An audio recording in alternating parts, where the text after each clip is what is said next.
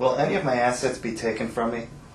Okay, you're talking about filing a Chapter 7, obviously, and we're talking about getting rid of all of the debt that you have. So what I need to know is a few different kinds of products. Do you have any furniture in your house that you bought from Art Van or any place like that? Sure.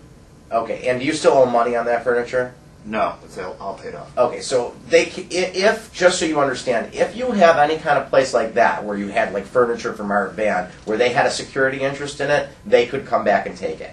Is there anything that you can think of that you have like that? No, all my furniture and the things in my home are paid for. Okay.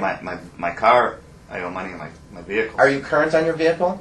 Yes. Okay, so you can keep anything that you're current on. If you had multiple vehicles, it might be a separate issue, but if you're talking about one vehicle, and what is your payment a month on that vehicle? About $350. Okay, and then it's a reasonable payment, so you'll be able to keep that car. Are there any other assets that you're concerned with right now that you're wondering that you'd be able to keep specifically? Well, I bought a boat about a year and a half ago that I still owe money on.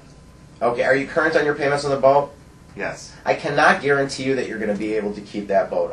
There's an issue in reference to having a leisure vehicle or whether or not you'd be able to do that. And, I don't want to steer you in the wrong direction. There is a possibility that you would not be able to keep that boat. But I just want to be clear with you. If you still owe funds on it, do you owe more than the boat's worth? They're pretty close to what it's worth. Okay, and you're not keeping a house, correct? No, my house I'm not letting. Do you have any money in the bank, any other kind of asset? About $4,000 or $5,000. Okay, so you will be able to keep those funds that are in the bank. Okay, great. Can I keep my car and my house? Well, certainly you've told me you're current on your car, so you can keep your car. If you were behind on your car, then you literally would not be able to keep the vehicle. How far behind would I have to be? Well, the way that I always like to look at it is if you're in November and your payment's due in November and your payment's due on November 1st and it's November 30th, you're not behind. But if it's December 1st, you are behind. And what about my house? As far as your house is concerned, if you're current on your house, which you've told me you are current on your house, is that correct? Correct. Okay, being current on your house, you will be able to keep the property.